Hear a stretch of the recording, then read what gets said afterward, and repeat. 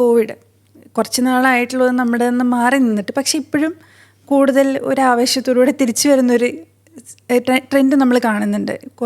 കൂടുതൽ patients diagnose ചെയ്യപ്പെടുന്നുണ്ട് Covid പോസിറ്റീവായിട്ട്.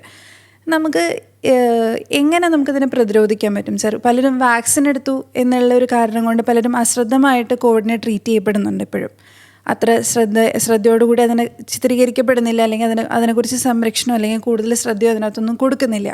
നമുക്ക് എങ്ങനെയാണ് സർ അതിനകത്ത് കൂടുതൽ ഇമ്പോർട്ടൻസ് അല്ലെങ്കിൽ ജനങ്ങളിൽ കൂടുതൽ അവയർനെസ് എത്തിക്കാൻ പറ്റും?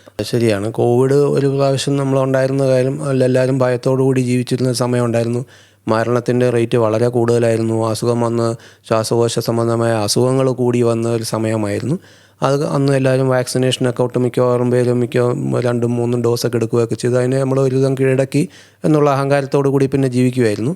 പക്ഷേ ഇതുപോലെ തന്നെയാണ് നേരത്തെ ഇൻഫ്ലുവൻസ, പന്നിപ്പനി, പക്ഷിപ്പനിയും അതുപോലെ ഇപ്പോൾ കോവിഡും ഒരു പ്രാവശ്യം വന്നെല്ലാം പോയി എല്ലാവരും പേടിച്ചിട്ടാണെങ്കിലും അതിന് വാക്സിനേഷൻ എടുക്കുകയൊക്കെ ചെയ്തിട്ട് ഒരുവിധം കൺട്രോളാക്കി നിർത്തിയിരിക്കുന്നത്.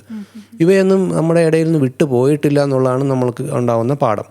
അപ്പോൾ ഇത് വീണ്ടും വരുന്നുണ്ട്. അപ്പം മിക്കവാറും പേര് വാക്സിനേറ്റഡ് ആയതുകൊണ്ട് അതിൻ്റെ ശക്തി ഇപ്പം മുമ്പ് വരുന്നതിൻ്റെ അത്രയും തന്നെ ഉണ്ടാവുന്നില്ല. കുറച്ചുകൂടെ ചെറിയ അളവിലാണ് വരുന്നത് വന്നു പോകുമ്പോഴാണെങ്കിലും.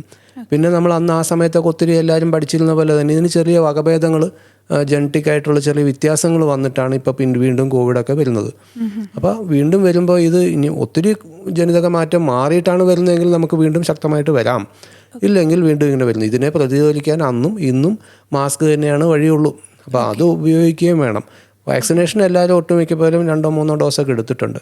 പിന്നെ പൊതുവേ ഉള്ള ഒരു പേടി, ആൾക്കാർക്ക് കോവിഡിനേക്കാളും കൂടുതൽ പേടിക്കുന്നത് വാക്സിനെയാണ്. അപ്പോൾ അത് അസ്ഥാനത്താണ് ശരിക്കും പറഞ്ഞു കഴിഞ്ഞാൽ.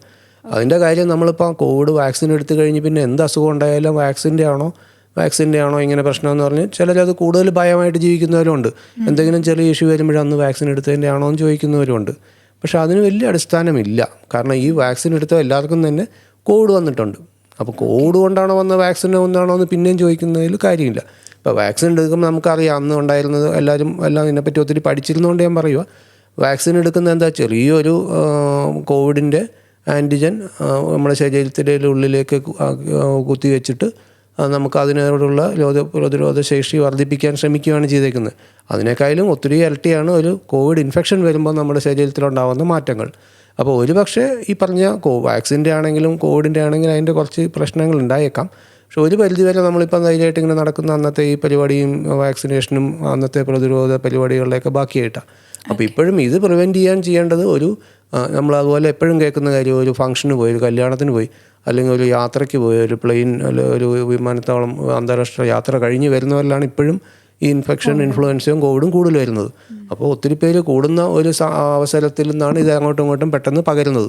അതുകൊണ്ട് തന്നെ അങ്ങനെയുള്ള അവസരങ്ങളിൽ കഴിയുന്നതും മാസ്ക് ഉപയോഗിച്ച് നടക്കുക. പ്രത്യേകിച്ച് നമ്മൾ ഈ പറഞ്ഞ പോലെ രോഗപ്രതിരോധ ശേഷി കുറവുള്ളവരാണെങ്കിൽ അത് കൂടുതൽ ശ്രദ്ധിച്ചാൽ ഒത്തിരി നല്ലതായിരിക്കും എന്ന് എനിക്കൊന്നത്. പ്രിവെൻറ്റ് ചെയ്യാൻ അതാണ് നമുക്കൊരു വഴിയുള്ളൂ.